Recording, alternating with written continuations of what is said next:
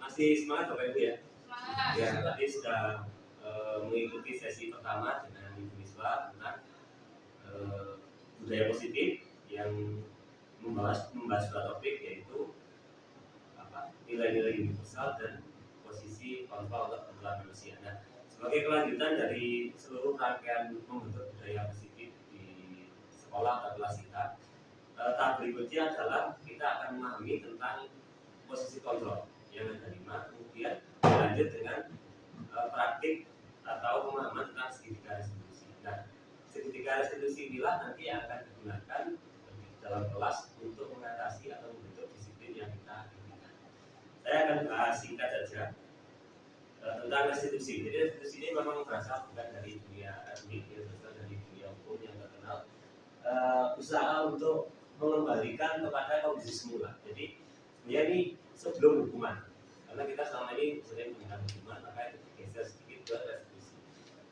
Ganti rugi pada korban, pada keluarga. Ini kalau hukum. Kalau menurut kamus, restitusi itu sama ganti rugi kerugian pembayaran, penyerahan bagian pembayaran, atau hal yang ketiga ini tidak bisa kita pakai ya, dokumentasi penyesuaian sekolah terbaik dengan badan ini baik. Jadi intinya adalah restitusi itu sebenarnya menggeser ya, dari hukuman menjadi sesuatu yang win-win solution, jadi sama-sama menguntungkan. Oke. Kalau dalam pendidikan, restitusi itu dilakukan terhadap murid atau teman sejawat ketika kita nanti menjabat, itu kepada juga boleh dilakukan juga kepada teman. Jadi itu tujuannya restitusi dalam pendidikan. Nah, apa saja yang salah selama ini dalam teori kontrol yang kita lakukan dalam Bapak Ibu ada yang pernah mengalami? Apakah kita sudah bisa mengontrol murid? Bisa nggak sebenarnya kita mengontrol murid? Pernah kali mengontrol teman? Kemudian kritik dan membuat rasa bersalah itu menguatkan karakter. Bapak Ibu ngalami nggak? Kalau kita dikritik terlalu pedes itu, karakter kita tambah kuat atau tambah? Atau ada orang yang kuat, ada orang yang down, atau ada yang dua-duanya? Dikritik, nggak dikritik, ya down terus gitu.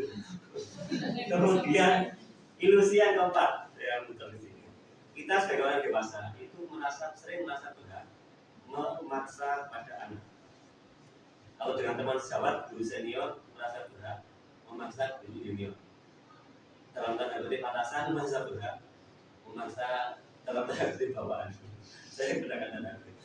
Yang terakhir, ilusi terakhir. Nah, ini mungkin yang menjadi pertentangan juga. Apakah penguatan positif itu efektif? Misalkan kita memberi hadiah kepada siswa yang berprestasi, apakah itu efektif? Itu nanti yang akan diulas dalam teori kontrol. Nah, teori kontrol ada 3 dalam teori yang dipelajari guru penggerak. Yang pertama sebagai penghukum, yang kedua sebagai pembuat rasa bersalah, yang ketiga sebagai teman, yang keempat sebagai monitor atau pemantau, dan yang terakhir sebagai manajer. Agar pemahaman kita lebih mendalam tentang posisi kontrol guru, 5 posisi kontrol guru ini, saya sudah membagikan soft copy, silahkan kita baca berkelompok. Nanti setelah membaca, kita akan mencoba pemahaman Bapak Ibu tentang 5 posisi kontrol yang akan kita baca. Baik Bapak Ibu, setelah membaca materi yang saya share, kita akan uji pemahaman sebentar dengan pertanyaan yang disampaikan Bapak Ibu guru kepada murid. Bapak Ibu guru tolong identifikasi bagaimana posisi kontrol yang sudah dilakukan oleh guru. Pertanyaan pertama, saya kecewa sekali dengan kamu. Kira-kira apa posisi kontrol? Buat salah ya, buat rasa bersalah. Jadi kita melakukan kecewaan. Kemudian kamu tidak pernah benar melakukannya. Kira-kira apa? Menghukum. Jadi kayaknya anaknya nggak bisa selesaikan tugas, kemudian kita mau ya. Lalu kalau begini, yang ketiga, ayolah lakukan ini demi Bapak Ibu. Teman ya, kita seolah-olah berbuat baik pada mereka. Kemudian berikutnya, apakah kamu mau mendapat stiker bintang hari ini? Sebagai pemantau ya. Jadi pemantau itu melakukan apa yang tertulis di peraturan sekolah. Yang kelima, bagaimana kamu bisa menyelesaikan masalah ini?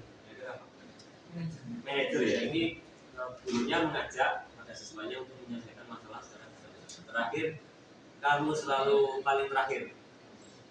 Hukum ya, ini nadanya harus dengan tinggi. Baik Bapak Ibu, pemahamannya sudah cukup untuk teori kontrol. Kita lanjut ke restitusi. Oke, Bapak Ibu masih semangat di sesi terakhir ini? Semangat ya.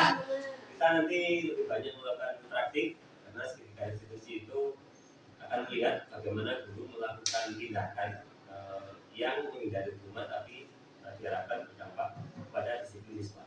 Seperti disampaikan di awal tadi oleh Bu Niswa, jadi segitiga restitusi itu pendukungnya ada dua. Yang pertama, kita harus paham nilai universal yang diyakini. Di dalam hal ini sekolah kita minimal meyakini tiga nilai universal: kompeten, cerdas, dan santun. Misalkan kita mau mendisiplinkan atau membudayakan santun, maka nanti ya segitiganya itu hanya tentang santun untuk praktik ini. Kemudian Bapak Ibu juga menguasai posisi kontrol ini ketika mau menstabilkan identitas dan memvalidasi tindakan yang salah. Jadi Bapak Ibu kadang juga jadi teman ketika mau menstabilkan identitas. Kesalahan mereka kita terima dulu, kemudian kita tidak marahi dulu pada mereka. Nah, ketika memvalidasi mungkin Bapak Ibu bisa menjadi seorang manajer atau seorang pemantau yang menunjukkan bahwa ini loh yang kita yakin dan seterusnya. Baik, untuk memperkuat pemahaman tentang segitiga restitusi, kita lakukan role play Bapak Ibu. Kita membentuk kelompok terdiri dari 3 orang. Nanti dan dengan 3 kasus. Jadi nanti semua Bapak Ibu akan menjadi guru. Di dalam role play ini yang dinilai adalah peran kita sebagai guru. Jadi nanti misalkan Bu Intan, nanti yang pertama jadi guru, muridnya Mas Devi, kemudian yang mantau Pak Fajar. Nanti begitu kasus kedua, gurunya Pak Fajar, muridnya Bu Intan ya, terus mantunya Mas Devi. Terus kasus ketiga, yang mantau Bu Intan, gurunya Pak Devi, muridnya Pak Fajar. Gitu ya. Bisa dipahami Bapak Ibu ya? Oke, silakan bentuk kelompok dulu 3-3. Sudah cukup 3-3? Oke, praktikum yang dilakukan, role play yang dilakukan Bapak Ibu guru untuk mempraktikkan segitiga restitusi di kelas masing-masing. Di pelatihan saya ada 3 kelompok seperti yang disampaikan oleh ketika lokakarya. Jadi nanti semua Bapak Ibu guru akan merasakan menjadi guru dan dinilai oleh temannya masing-masing. Oke, begitu. Bagaimana Ibu testimoninya setelah mengikuti materi tentang budaya positif kali ini? Silakan. Terima kasih Bu.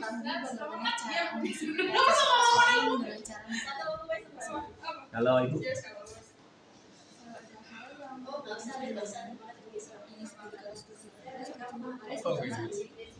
Dimana guru kan harus membagi kayak marah-marah. Iya.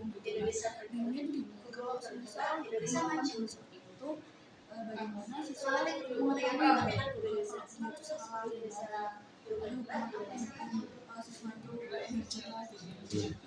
Jadi kan guru bingung seperti apa. Ini salah, jadi salah. Ya, terima kasih testimoninya.